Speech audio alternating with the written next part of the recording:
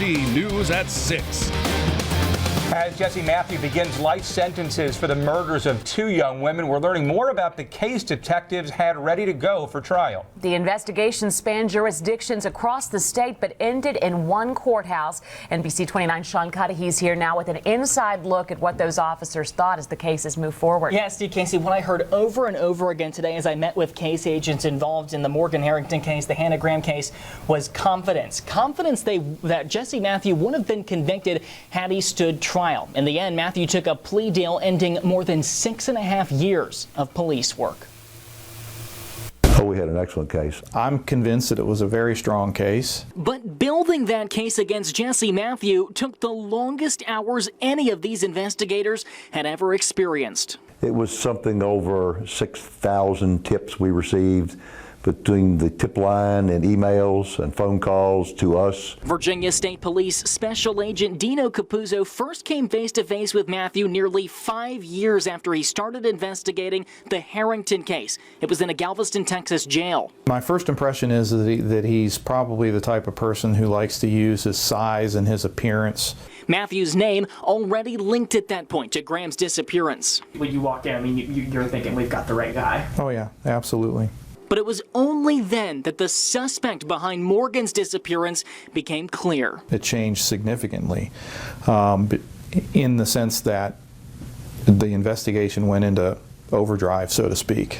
Until then, no real leads, just a DNA link to an attack in Fairfax. I think we were all convinced that whoever this person was a local person. They were from the Charlottesville, Albemarle community. Then, in the days after Hannah Graham's disappearance, Charlottesville police watched this surveillance footage. It's obvious it's someone looking for a woman, a female, and he honed right in on Hannah. And suddenly, one of Captain Gary Pleasant's detectives knew who it was. One of my detectives went to school with him and knew him and recognized the name and recognized him. Police quickly raided Matthew's Hessian Hills apartment 1 week after Graham's disappearance. They found clues, but not Hannah, leaving Pleasant with a sinking feeling. That was the last chance that I thought we had to be able to tell the Grahams that we found their daughter alive. It's then Albemarle Police Chief Steve Sellers suspected his agency could soon be involved. As the search left Charlottesville, we had anticipated that the case may be an Albemarle County case.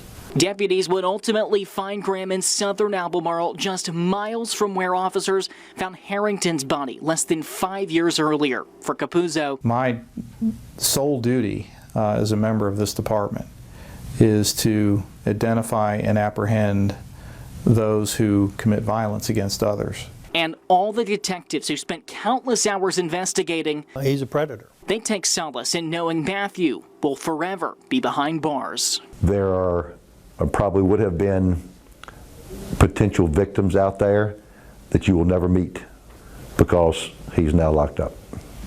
He would have done it again. I have no doubt something else would have occurred.